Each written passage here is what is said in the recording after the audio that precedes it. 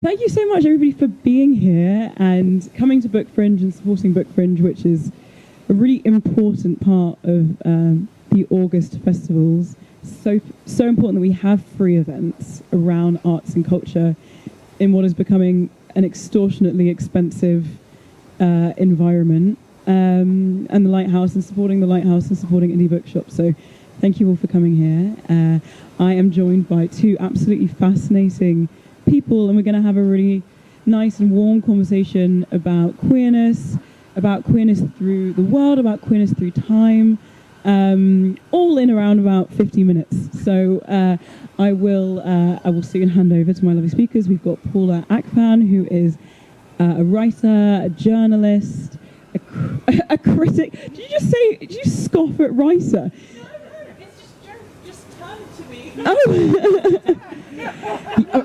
All of those things are true. Paula is in the middle of a master's and also writing a book called When We Ruled, which I will let her speak on, and is also the founder of a project called the Black Queer Travel Guide, which again we'll talk about in more detail, but it's a fascinating project that will create a level of safety for Black queer people travelling around the world. Jo Clifford is a extremely prolific playwright. These things are all true. I'm not just making them up. Playwright, translator, teacher, professor, speaker, just all things wonderful. Father, grandmother, all-round general wonderful person. And together we're going to address topics from religion to history. All these things are connected, of course. Family and art and writing. So I will pass on to Paula first. If you want to introduce yourself and just give us a sense of what it is that you're working on at the moment, so that we can hear about how great you are. Thank you. Hi, everyone. I think you did a very good job. Oh, hello, can you good? Yeah, I think you did a very good job of summarising everything. At the moment, yes, I am in the throes of dissertation funk, and one of our friends, we actually went up Arthur's seat this morning, and she asked me a very violent question, which was, how's your thesis going? And it really hurt. So that's kind of where a lot of my brain power is kind of preoccupied in right now. My research area is Black lesbian organising and world building in the 1970s and 80s, particularly in London. So that's kind of what my focus is right now.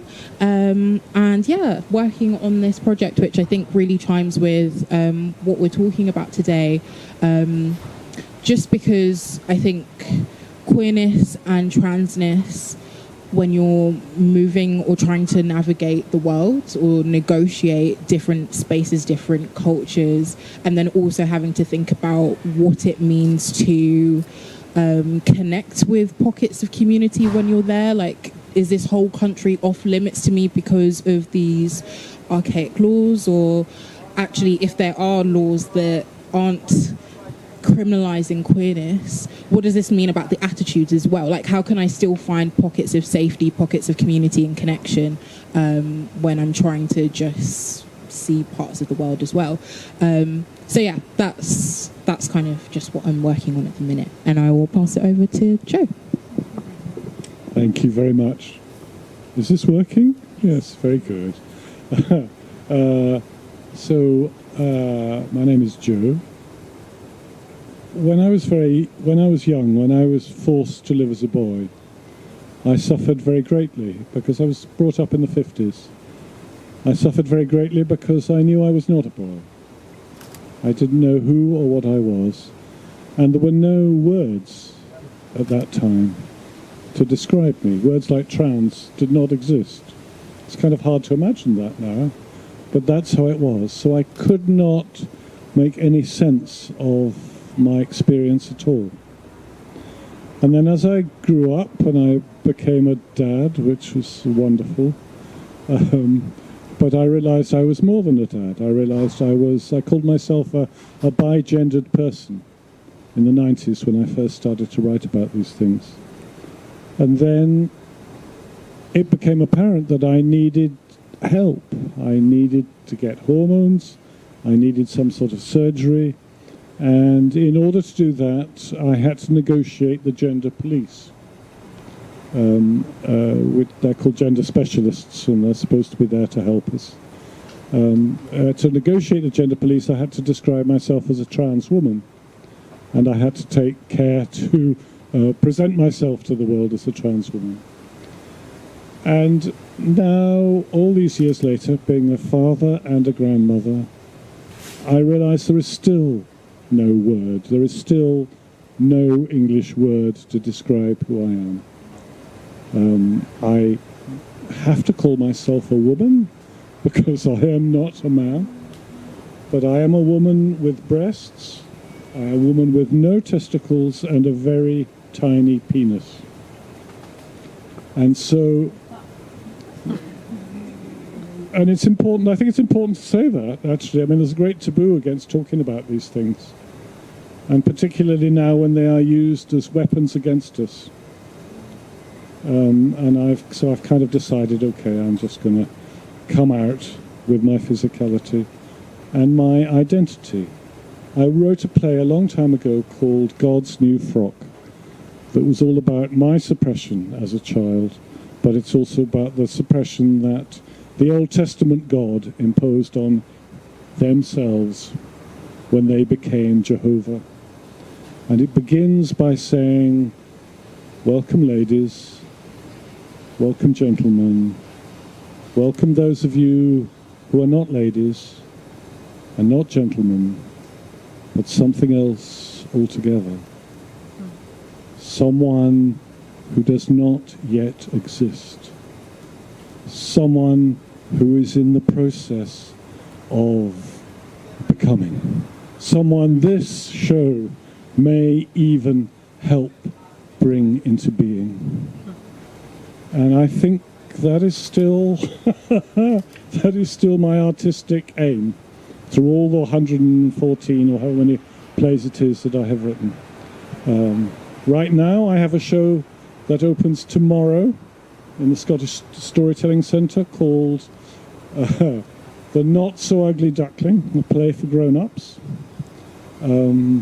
My play, The Gospel According to...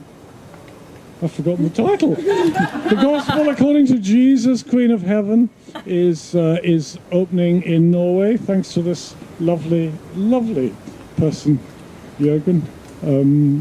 That opens in Norwegian in September. Towards the end of this month, because right now the Australian Queen Jesus is in Edinburgh, and we are going to have an encounter in St Mary's Episcopal Cathedral on the high altar on the 22nd, I think it is, and that's amazing. Amazing. And who knows what's going to happen next. And thank God, my just sympathy for you and solidarity with you, because I did a PhD, and it is and it is an appalling way of, I don't know, it's just a form of torture. But good luck. And when you become a doctor, or whatever you become, it ends at masters. When you become a master stroke mistress, it will be wonderful for you. I mean, yeah, academia. That would be a whole other, the woes of academia could be a whole other conversation. I would love to kind of jump on something that you've just touched on, Joe.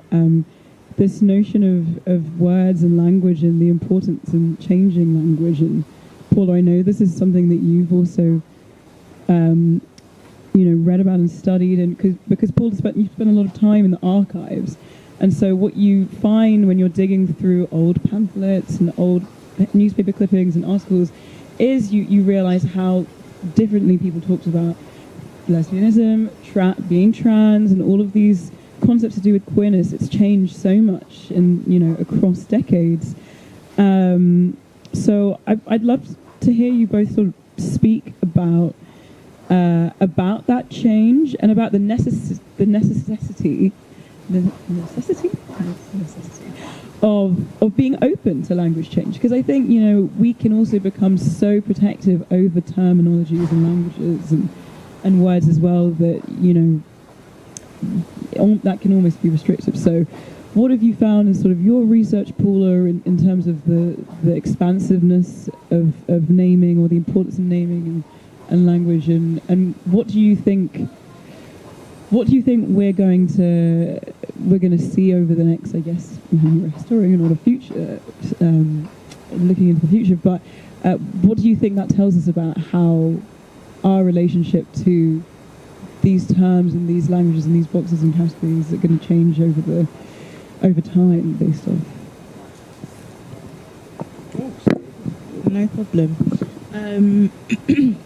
So I think that's a really good question. I think in my research, what I've kind of been seeing is that a lot of maybe black queer women crowded under lesbianism, I think for reasons of solidarity, I don't think that there's rarely a distinguishment made between, like, these are specifically bisexual women in a lot of the work that I come into, like, that I'm encountering. Like, I think that lesbian was used as very much a catch-all for a lot of these pockets of community, without having to interrogate any further, because the minute that you said that you weren't straight or exhibited any form of queerness, you're already immediately aligned with lesbianism. And what basically triggered my interest in my research was I learned about the Black women's movement literally a few years ago, and I didn't realize it had basically taken place like on my doorstep. There was a Peckham's Black Women's Centre that was just off the corner of my road, and I had no idea. And there was also a lesbian support network around. It was just incredible. So I got really excited just thinking, because we're constantly looking to the US for just examining like the likes of Angela Davis, Assata Shakur, like all of these kind of figures, when we had a lot of our own figures and movements here. And so when I started researching this like 4 years ago, oh my God, I was just gas. And then I started seeing evidence of just how Black lesbians were being treated within these spaces. So cis-het Black women did not want to align themselves with the Black lesbians within these groups, which was interesting because Black women had been forced out of white feminist spaces and Black liberation spaces that were dominated by Black men. And whenever Black women were bringing issues that spoke specifically to Black womanhood, it was too much for white feminist spaces. Like right now we're trying to talk about womanhood, like can we just like not derail the conversation? Same thing with Black liberatory spaces. Black women were seen as like the secretaries to the Black men who were, you know, pioneering the movement. And so then Black women ended up creating their own caucuses, like the Brixton Black Women's Group, and eventually OAD, which was the Organisation of Women of African and Asian descent. And I think what really fascinates me about this area is just that how Black women could be at this apex, essentially, of being rejected in so many spaces and being forced to create their own, but then could do the same to Black lesbians in those spaces. So Black lesbians, I've seen, you know, there was a lot of apprehension around joining Black women's groups because one, Gail Lewis says, like, why would they, like, if they found out I'm dyke, what would that do? What would that look like? Lesbianism or talking about sexuality was seen as like a luxury issue because you're able to talk about who you're going to bed with, despite it obviously being so much more than that, but it being demeaned and negated. And so then my interest really grew around Black lesbianism. Sorry, I can talk. I can really, really talk. I will wrap up. But as a result, Black lesbians are often seen as like an offshoot of the Black women's movement, and I guess my research, I'm more interested in just how did Black lesbians love, how did they organise, where did they, how did they form networks, community relations, what were those family formations like, and not constantly because they were rejected by the Black women's movement or that they were pushed out of these spaces, which is where a lot of the timelines begin. It tends to begin with rejection from the Black women's movement, and then that is where a Black lesbian history in London or Britain begins. I can't remember how I started here.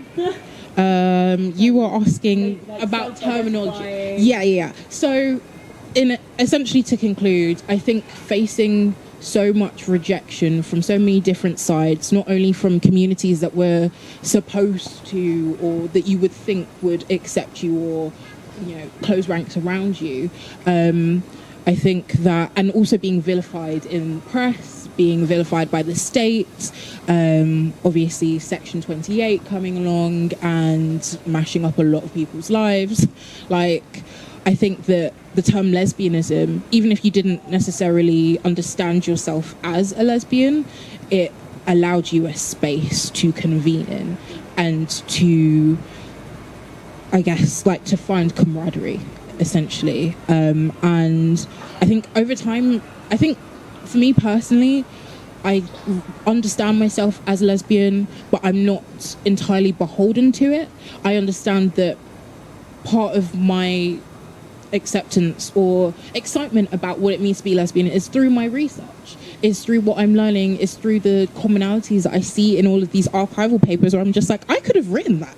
And it really rings true for me still today. Or how you have Black lesbians talking about the gentrification in Brixton back in 1983 or something, that these strands of politics just really run throughout. But I think that for me it's like a political kind of, I just want to hold on to that because it makes me feel connected, but also it could shift, and I think that's also okay.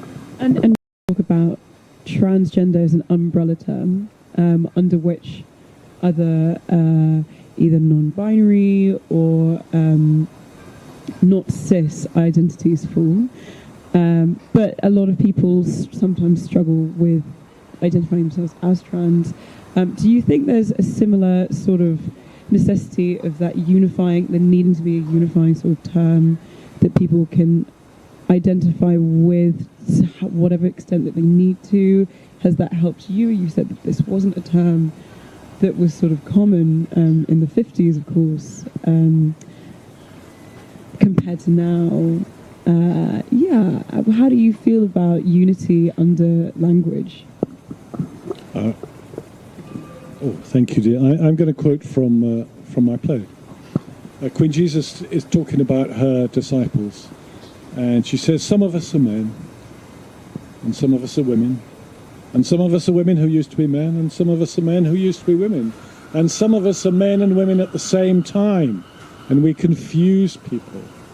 And I love that in us most of all, because we are the Hijra of India, the Katoi of Thailand, the Waria of Indonesia, the Bisu of the archipelago, Fafine of Samoa, Mushe of Mexico, Travesti of Brazil, Two-Spirit people of North America, Shaman of Siberia, Yan Daudu of West Africa, and many, many more besides. For verily I tell you, because it's undoubtedly true, that every culture in every place and time has known of us and celebrated us mostly, except for this one. And it is in the minority. And it's important to remember that, and it's important to hear those beautiful, precious names. Because throughout the 19th century, under colonial expansion, and before that, whenever the countries of the West invaded Africa, invaded the Americas, invaded the Far East, they did everything they could to suppress these identities. And this is still going on, because often when you read about the Hijra of India, for instance, they are presented, they are described as transgender. Well, no. That's just an attempt to fit us back into the binary box. And we are not that. We are our own beautiful, separate selves. And that is why I say there is no English word that describes me. And I won't use the word non-binary, because how fucking negative and ugly is that? Now, you used a beautiful word to me. Oh, I said genderqueer. Genderqueer. Because I'm already queer, so what's slapping gender on the front? Yeah. It's just quite easy to And I remember. thought, oh, okay. So, but, you know, that sort of word is getting closer to it. And that's the suppression, the colonial suppression of our identity. The colonial insistence on the gender binary is something that we're not aware of, but is there and has to be resisted, I think. It's so amazing to hear of your work and all those forgotten, suppressed histories, you know, because that's part of it, isn't it? I'm so glad that we got onto colonialism in like the first 5 minutes. This is obviously such a huge part of it, and English is so obviously English is not the only language that was used to colonize around the world, but it is a huge reason why we've got this very, very beige way of thinking about gender in this country. And you know, Paula, I'd love to hear a bit about, you know, some of what you've learned so far with the research that you're doing for this book, which is set pre-colonialism, but also kind of are you going to be talking about sort of like the beginnings of colonialism and the effects, or is it mostly pre-colonialism? Okay, so you hate me, obviously. Bring up dissertation that I haven't written, the book that I haven't finished. Okay. Okay, understood. So when we ruled, the rise and fall of 12 queens is about 12 African warriors, queens, regents, and it kind of, the stories span from obviously like the ones that maybe we know of a bit better in terms of Cleopatra, but also thinking of Queen Zinga of Angola, who is actually also is understood as genderqueer as well. So I'm quite excited to be examining what that looked like and what we can understand, especially from like an Angolan. I'm getting that. But what I have found very like interesting is obviously like so much of history has been written by white middle class historians. They kind of dictate, especially when we're thinking about the African continent and how we're talking about the African continent and how we're talking about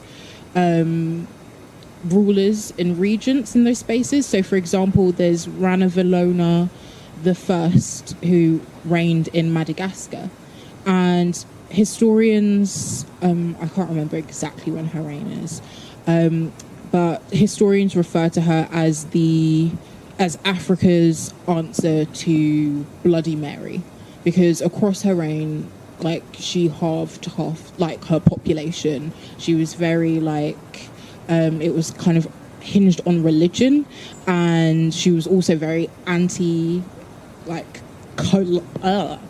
colonist. So she really refuted Portuguese advances to try and make traction and headway via Madagascar. And I wonder, as a historian, how much of this false equivalency, because obviously it's not useful to try and be comparing these very different regions, and also how often does that happen, one, with men, but also how her refusal and her resistance of colonialism touching that particular island, how much does that colour how historians have then viewed her legacy and her history? Does it make her seem belligerent? Does it make her seem antagonistic? Does it make her seem like when we're dealing with these histories, there is a bias that we're always constantly bringing into the work. And I think that the field of history is still very much trying to untangle itself from this, what's the word? Like objective and impartial kind of documentary work. But I guess the way that I'm trying to approach this topic is that can't be done. And my book is going to be shaped by my very black queer lens and thinking about what happens when you're always at these cruxes of where there's a double consciousness and then in some cases a triple consciousness through which you're moving through life. So then what does that add to the lens for how I can examine this woman, this queen, and to yield something new that maybe hasn't been even thought worthy of mention or has been lost. And I think that's kind of how I'm trying to approach the general project. But a lot of it's in my head and That's not fine. in the Word doc. So much of writing is thinking. So you're halfway there. And I think everybody here is ready to pre-order. So it sounds like a very generous and careful and caring lens to approach this. Joe, I'd love to kind of off the back of that ask you what, if we're thinking now a bit about Queen Jesus, and also some of your other works as well, you know, religion features so prominently in them. What is it that drew you to thinking about gender through the church and through God? You know, what is that relationship to religion taught you about identity and belonging and gender for yourself as well as society as a whole?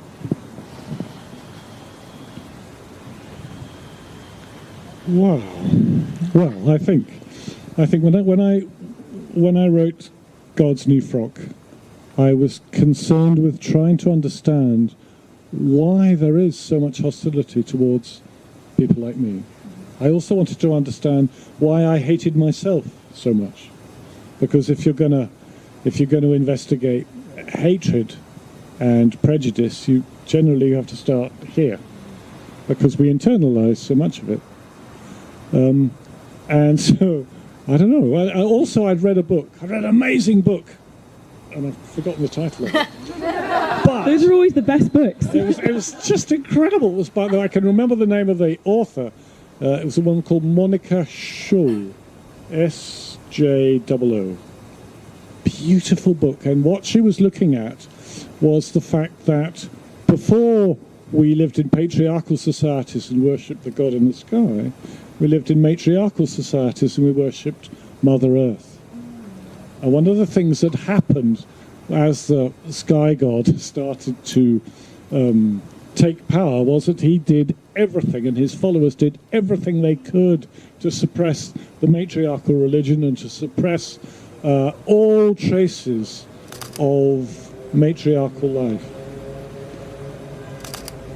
But if you look carefully, you can see them everywhere. And that's why, I mean, even in the story of Adam and Eve, I thought, oh, okay, that's an interesting one, Adam and Eve, because that's often used against us, isn't it? But actually there are two stories about Adam and Eve and how we were created in Genesis, and they contradict each other from the very beginning of this book. So there's the one that we all know with, Michelangelo and the finger. Yeah. Hello, finger, and Adam, that one, and then Adam, and then Eve coming out of Adam's rib. You know, what a fucking lie that is, isn't that incredible to say women came out of men? Isn't it amazing that we believe that shit? Because it couldn't be more obvious that men come out of women. I mean, so I was just completely freaked out by that. But also by the story before that. The story before that, God, it says, God created humans from dust. Male and female created he them. Yeah, created she them, and everybody thinks that's the gender binary, don't they? Male, female, created God them. But actually, if you look at the Hebrew, it doesn't mean that at all. It means male and female created she them, or created they them. In other words, that the first human beings were androgynous. And that there it is in the Bible. And it's been hidden in plain sight for thousands and thousands of years. Although there is an amazing rabbinical sect that actually understands this and has explored this.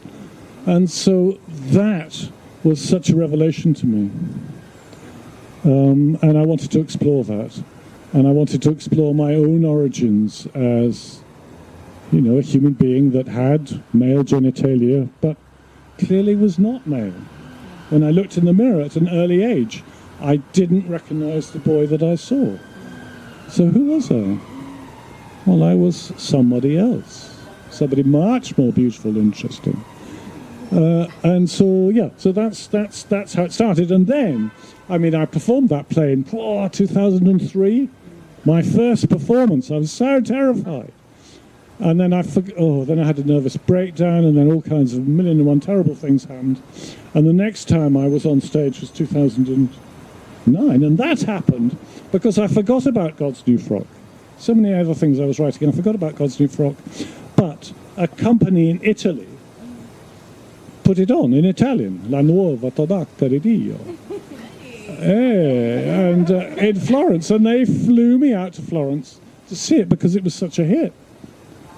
And I went to this amazing, beautiful Teatro della Limonaia in Florence and saw a full house absolutely loving this play that I'd forgotten. Why do you think it was such a hit in Italy? Well, because Italy's, I don't know, I don't understand Italy. I don't understand anywhere, to be honest.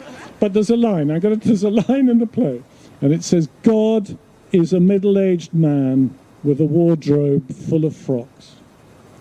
A wardrobe he is too afraid to open. And I wish I could do that in Italian, because that line got a round of applause.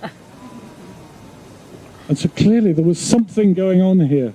I didn't know what it was, so I said to the company, well, okay, I'll write you a sequel. I'll write now about the New Testament. And I don't know if any of you have tried to write for the Italian theatre, but they are crap with paying you. They are just shit with contracts. So I said to them, well, if you give me a flat for free in Florence for 3 weeks next year, I'll write the play for you. And they did. So I was in Florence, and I wrote the play. I wrote Jesus, Queen of Heaven. The whole story's about how that happened. And then I gave it to them, and they didn't reply. They just said nothing. It's as if it had never happened. It was obviously too much for them, so I thought, oh, fuck. I'm going to have to do this myself. And so I briefly worked with a producer who managed to get £2,000 off a gay festival in Glasgow. And then I did it myself. Thinking that, you know, because God's New Frock, the conclusion of that is that the Bible is pornography. You've said that God's New Frock is more controversial than Queen Jesus. Well, I think calling the Bible pornography is just a little bit controversial. Depends on whether or not you like pornography. You know, it depraves and it corrupts. That's why. So this work of devotion that is about how amazing and how liberating so much of what Jesus actually says and celebrates that, I thought that would be completely uncontroversial. And I couldn't believe it when there were all these angry people outside the theatre saying, God says my son is not a pervert. And bringing the Virgin Mary, a statue of the Virgin Mary. That one placard is confusing. That confuses me because who's saying that their son is a pervert? Well, I was, obviously. I hadn't realised, but I was. Yeah. Enough is enough. All that sort of stuff. And they were praying to the Virgin Mary because I had offended her. And the Archbishop of Glasgow said it was hard to imagine a greater affront to the Christian faith. Hard to imagine a worse insult than me. Yeah, well, that's how I thought, okay, I'm onto something. Yeah. Does that answer your question? It absolutely does. Such an amazing person, and you are producing incredible work that we need. And you know, in the preface to Queen Jesus, you say something about doing good work or doing work for good or something to do with contributing. And I'm interested in this from kind of both of your perspectives. Like, what do you both think of as doing good? You know, Paula, you have spent so many years on various community-oriented projects, the most recent being the Black Queer Travel Guide, and you're not doing that because, like, you've got a bit of free time. Like, you clearly have an investment in giving something to your community and safety, and, you know, what do you characterize as doing good?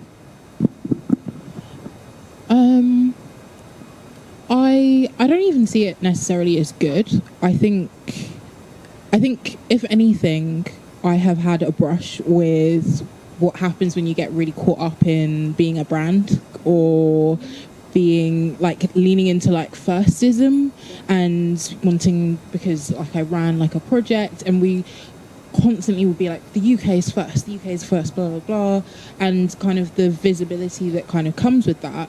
And I was losing myself in it. And when I look back on the way that I was even using my social media platforms and stuff like that, it felt like I was advertising things, or it didn't correspond with who I want to be or who I hope I am. So I think selfishly, everything I do, in some way I want it for myself. Yeah. Like, I am learning about Black lesbians because I desperately, I want to soak up the knowledge. And same thing with the Black Queer Travel Guide. It kind of started when my partner and I, we were planning to go to Tanzania, and when we looked for resources around queerness, LGBTQ plus experiences in Tanzania, we just weren't really finding anything. I'd asked on Twitter and everywhere just if anyone knew of resources that spoke both to being Black and being queer, and not just queer stuff that tends to be cis gay men on cruises, and not Black stuff that tends to be very heteronormative Black families going on holiday kind of thing. Mm-hmm. I wanted something that could speak to someone and their partners, solo travel, potentially visibly queer, trans in some way, and what kind of pockets they could find for themselves. And so I think every bit of work that I do is very selfish initially. It starts from a very I would love this. Yeah. I would love to just see more of this or engage with this. And I don't think that any of my work is useful, or any work in general is useful, if it's not in conversation with the community that you claim to be a part of, or that you invoke when it comes to, talking about your work. I hope to do a lot of oral history work with Black lesbians for a future project around this, because it won't stop with the masters. I won't be doing any more education, but a lot of knowledge production happens outside of the academy, and I hope to contribute to that. Mm-hmm. And I think it's also seeing yourself as adding to a tradition, adding to, you're contributing to something that is much bigger than you. Because I think especially doing history work, it's realizing that none of us have original ideas. they've all been done in some way already. We just haven't encountered them yet. They haven't been documented, being considered worthy of documentation. Like, I am not the first person to be trying to compile various histories of black lesbianism. We just haven't encountered, or it wasn't brought to the public domain in the way that things are now. And I think when you really continue thinking about it like that, it humbles you, it allows you perspective. And I hope to give something that has been really exciting and fulfilling for me to collect and work on, and to present it to someone else, so it's like you don't have to search in the way that I did in the archives. Like, here it all is. And I hope it gives you a little something that it gave me, because the way that I feel so connected to a lot of this, just the things that I'm seeing, because I didn't know that they existed. I didn't know.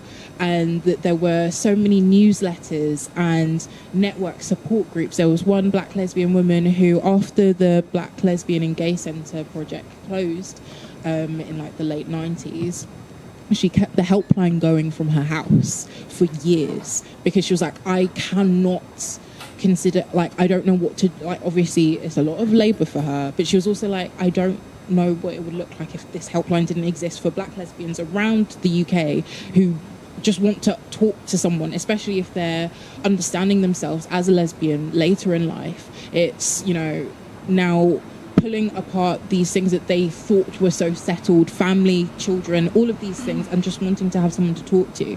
And like, just these little pulls of like community, and just like, this is why people do these things, these pockets of work, and hoping to add to that. Anyway, yeah, like I told you I can talk about black lesbians like till the cows come home. But yeah, over to you, Jo. I mean, that was a very beautifully humble answer that started with you saying you didn't see yourself as doing good, but you just listed a bunch of very good things. I think we can all agree. Is it good though? Is it good? Of course. It's necessarily good. Oh, God. I don't think it's good. I don't think it's good. I think it can be self-suiting and good at the same time, because then you're being good to yourself. Yeah. I guess. I'll think about it some more. Okay. We'll argue about this later. And Jo, what was in your mind when you kind of talked about, when you mentioned this? I mean, it was brief mention of doing good work or doing something that is good. Like, what is your relationship to sort of helping community or providing something that you didn't have for people who, as Paula was saying, maybe are coming into their identity later, don't have art that they can look to that sort of explains things to them in the way that some other people have. I mean, I so relate to everything you said, and you are doing good. You're a saint, dear.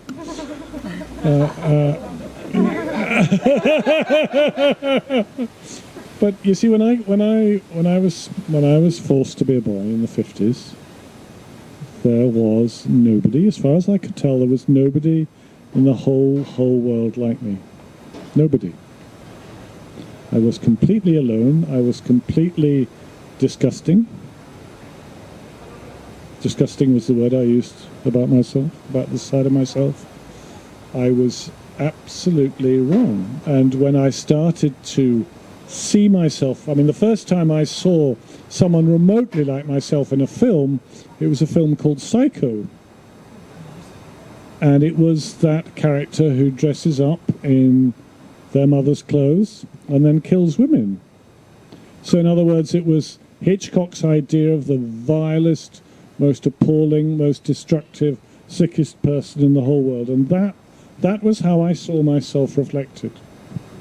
And then there was a film called, I mean, I could go on. I mean, there was an amazing documentary that Netflix did. Incredible. And there it is, one after another, after another, after another, after another. And even a few years ago, when I was kind of in the market to be as a trans actress, it is astonishing how many parts, I think almost all the parts that I was offered to read for, were of homicidal maniacs. this sort of stuff goes. I don't know if it does now, but that was how it was, and so. And I didn't know what I was doing when I started in the 90s. It was really stupid of me because this was about 95. I first started writing about this openly. I had I had a very established relationship with a Travis here in Edinburgh. It was my home. I wrote 2 trans plays for them. They turned them both down and made it very clear to me that they were no longer interested in my work. So I was expelled from there. And then, I had to form my own company to make these things happen. When was that? Well, this would have been about 2000 that I started to put stuff on myself and do it myself. And I didn't know, well, I knew I just had to, or I was going to die, really. And then gradually, over the years, I've come to understand that what I am doing is I am becoming, just like you, I am becoming the kind of role model that I never had. So to be a visible trans person who is happy, successful, loves her children, her children love her, has grandchildren, is a professor. This is actually, if I had known of myself when I was young, it would have made such a difference to me. It would have spared me years and years and years and years of suffering. And in that way, the work you are doing and the work I am doing does good in the world. And I think that's very, very important. And I think people can get lost with that idea when they talk about this through the lens of representation. Maybe Paulie, you'll have something to say about this. This idea that those things are important on the surface because there was this phrase people used to say a lot a few years ago: if you can't be it, then you can't see it. And I think the way that you have kind of captured it is that the representation is a personal thing. It's about understanding yourself better and thinking of how you would have benefited from that, if you could go back in time as your childhood self. Because you can't be everything for somebody. The way that you are navigating the world is going to be different to the way another trans person will navigate the world. So what is that for you, Paula, in terms of, I know that you have thoughts on representation and the limits to representation. How do you instead conceptualize knowledge and bringing up these histories that have been lost outside of that boundary of that language of representation? I guess the way that I think about representation politics is that it can only go so far. It has to be backed up with much more that is tangible and meaningful.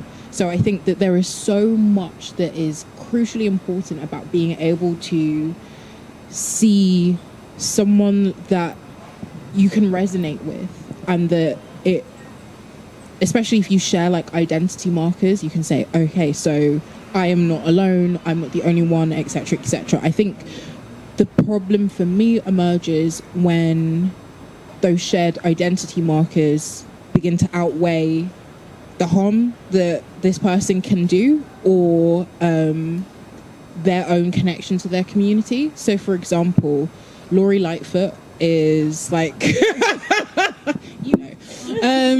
is Chicago's first black lesbian mayor. And a lot of people kind of were like, yes, amazing, progress, etc. She has a very violent track record, especially when it comes to queer people, trans people, prisons. Her voting history is very much against the politic of the people likely who are in support of the fact that suddenly Chicago has this person. And I think that for me exemplifies that there are limits. We also have to engage with that person's politic, with that person's connection to the community, with that person's kind of do they have a praxis? Like, what does that look like? And I think, yeah, that's for me the tricky part. Like, I think that we can make space for how important it is to see elders. I think elders are really, really important, and the position and the role that they tend to occupy, especially in queer communities, especially if you have been ostracized or estranged from family, knowing that like, I can't even begin to imagine what it might have done for me in terms of understanding my own queerness and my own sexuality if when I was younger I had encountered a black lesbian auntie. Like, I cannot even conceptualize what that could have done. And so there is room for that, but then there's also room for asking for more from people, asking that you do not harm the community that you come from and that you will invoke when it's time. Because Laurie Lightfoot has no problem with being like, yeah, I'm a lesbian, like, blah, blah, blah. But then when it comes down to it, you're hurting people and your politics belies anything else that you're trying to say. So those are kind of my thoughts around representation politics. But it's not finished. I think also it's very important for us to acknowledge that, like, these things can evolve and develop, especially as we read more, as we encounter more. But right now, I feel like there are big limitations that maybe not everyone wants to entirely engage with, because we're so excited to have a queer person here, or to have these like little tidbits of representation, and then maybe we don't ask more beyond that. Yeah, absolutely. Thank you for going through all of that. I think it's a really important conversation to have. How are we doing for time? Questions would be good. We can. So we're going to do some questions. Cracking. Okay, so if you don't have one ready yet, maybe we can take a couple from online and then you can formalize something. So hit me, Jess. Or Jess, if you just read it directly into the mic, then online they'll hear you. Yeah. So we've got a question from Sal, which is actually two questions. I wonder about queer art travelling. Joe, how have audiences responded to your work in different places? And a question for everyone, whether there is queer art or community abroad that you'd like to see brought to the UK. Great questions. I think it's maybe worth saying a little bit about what has happened in Brazil with Queen Jesus there, because actually I'm not even sure I can begin to talk about it, but when that play opened, and it's happened in Portuguese because I managed to do it in English, and that meant that managements, festivals in Brazil were able to take the Brazilian Queen Jesus, Renata Carvalho, and dear love, the very first time the show was put on, a place called Londrina, it was due to open in an old church, hadn't been used for years, but the evangelical press whipped up hatred against the fact that it was going to happen in a church. This was disgraceful, this was disgusting, this was obscene.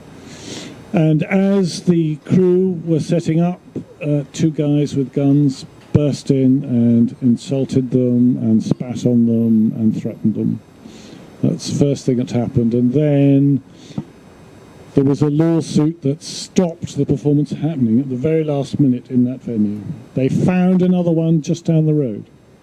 So they all decamped that.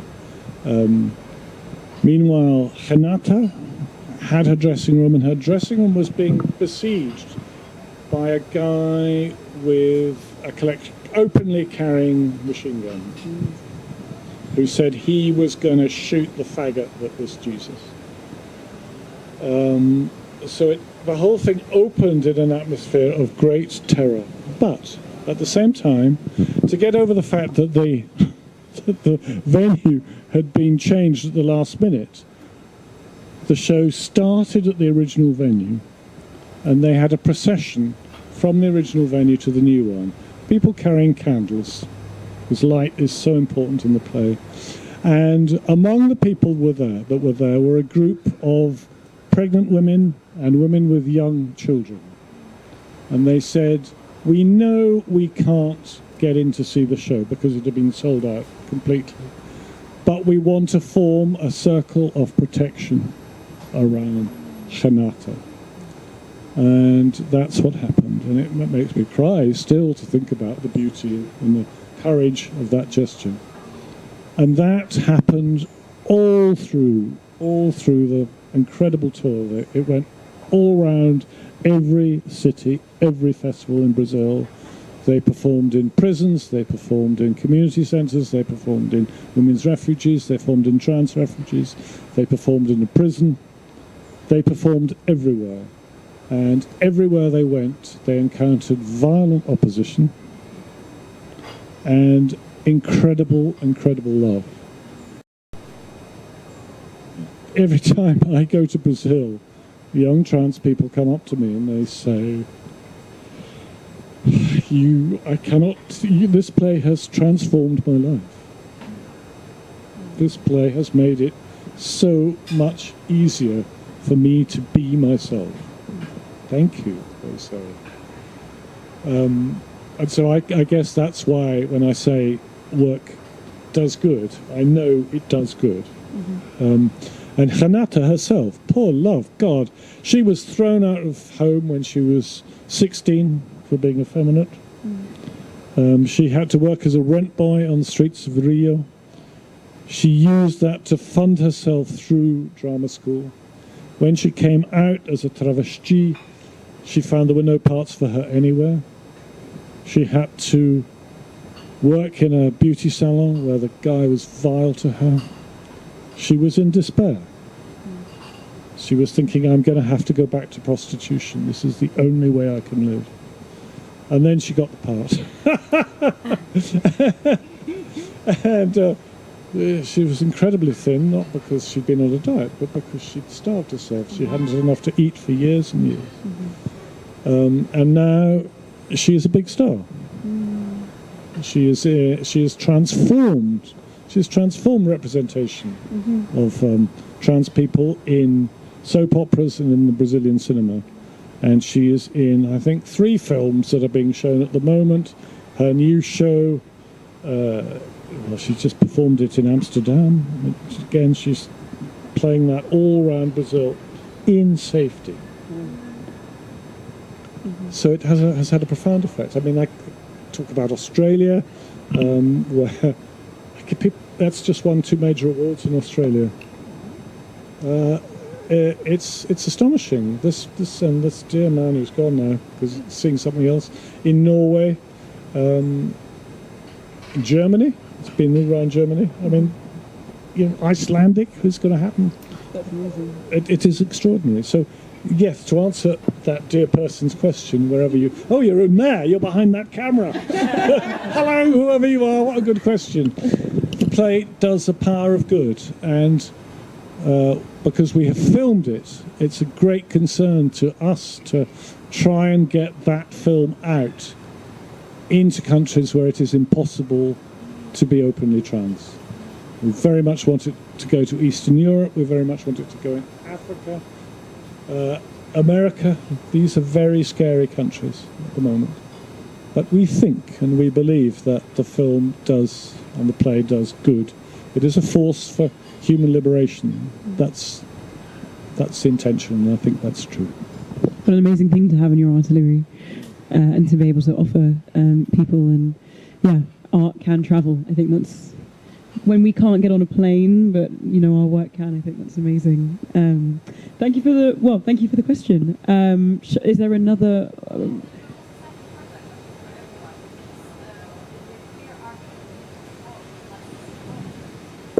Paula, would you like to start with that one?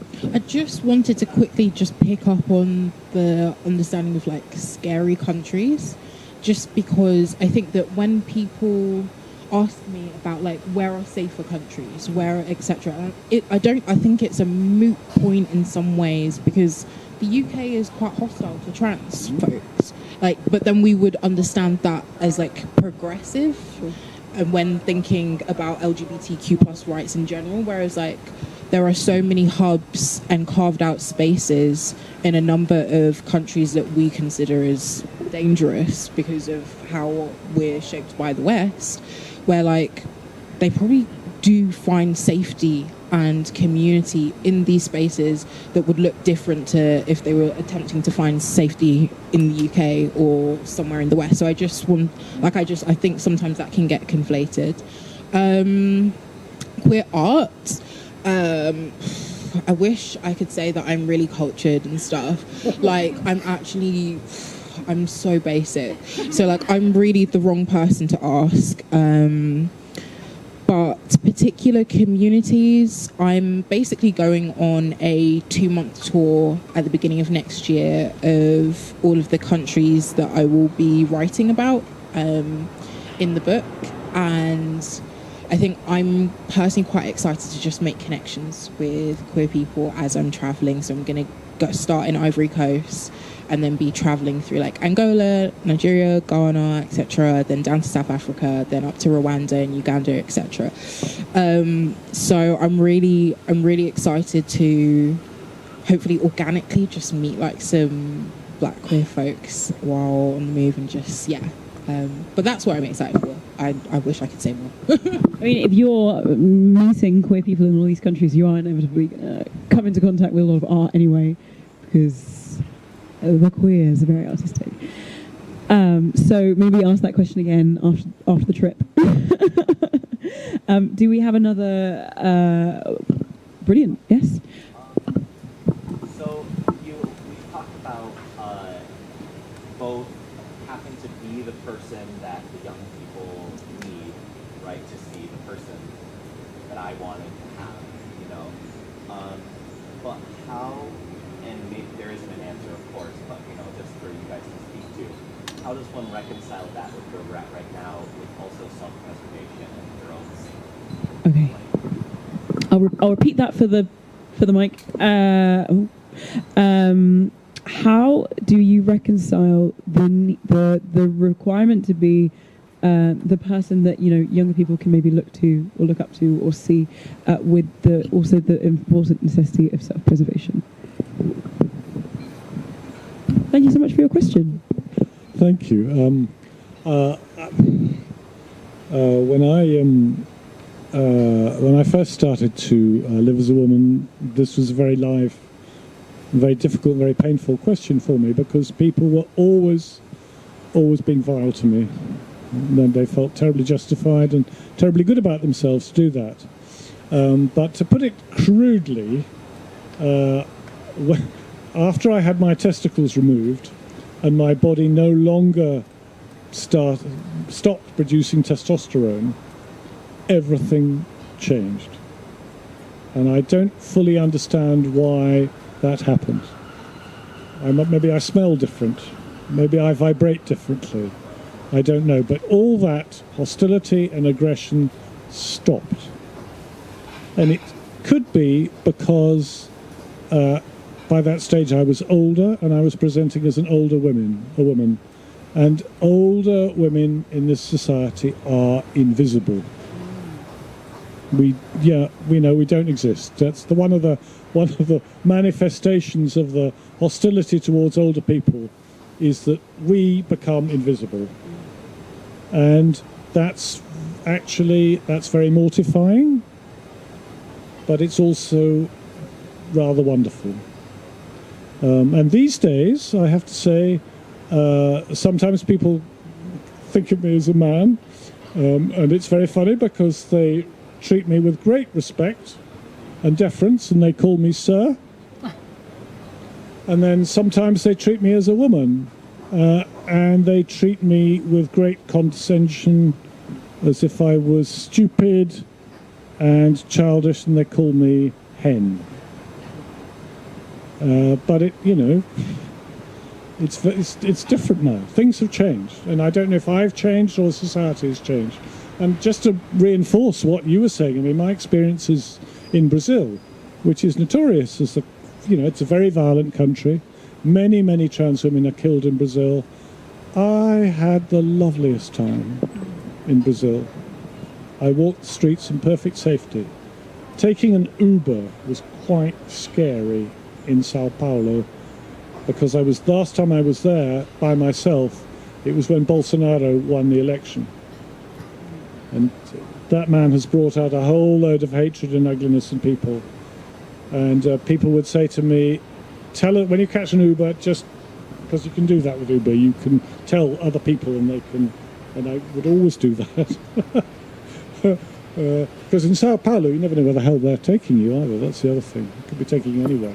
So that was a little bit scary. But on the whole, people are lovely. And people continue to be lovely. I travel around all over the place. Love to go to Africa. Love to go. Oh, I don't know, dear. Everywhere. I want to be in your suitcase. Because South Africa. Well, yes. Anyway, there's a whole thing going on there. But yes. So it's not a question really at the moment. Perhaps it will be, because as the Tories become more desperate, they are really weaponising hostility towards us, and I suspect they will do more of that. But I hope I will stay invisible. Wow. Yeah. Thank you for that. There's such a like a battle between that forced invisibility, but also the safety and just being able to live your life in peace. And how about you, Paula? Self-preservation. What does that mean to you? I think maybe it's slightly different for me in that I'm not anyone's role model, and I'm not trying to be, and I don't present myself as such. So I give what I give, and it has to be enough. I think especially like all of us just trying to establish ourselves and who we are while also being pulled apart, or like presenting different faces of ourselves that don't always correspond with what our desires are. Like I feel like, especially like utilizing Instagram in the way that I was before, I felt that there was an increasing distance between what I was presenting to everyone else and how I was coming away feeling from that. And it was also because that I was constantly, I think I was trying to be a role model because it was being put on me. Because it's very easy to see like someone from a marginalized community doing something and be like, wow, that's so radical. Like, I've been called an activist more times than I can count. I'm not an activist. And I think that word means something. I think it's really important that we don't bastardize words and place them on people because of difference, because they're other. Because it's easy. Because it's easy, and you don't have to actually interrogate what that means. I don't consider, I can understand if someone considers certain types of writing or certain journalism or something as leaning into an activism, but it puts pressure on you and then kind of shapes what you're trying, how you end up presenting yourself further down the line. Anyway, so yeah, I think I try to be I have clear boundaries for myself, and boundaries are important. Boundaries. I could listen to these two talk all day. Don't know about the rest of you, but I'm sure people have shows to go to, lunches to eat. I have a nose to blow. Oh Lord. Oh, what horrible timing. I have strepsils to consume. So we'll wrap it up here, but please do come and say hello. Maybe say hello to me from a distance. We are going to wrap up here, but thank you so much, Paula. Thank you so much, Joe. Please join me in a round of applause for these two lovely people. And thank you to the Lighthouse. Have a great afternoon, everybody. Oh, I knew that was going to be.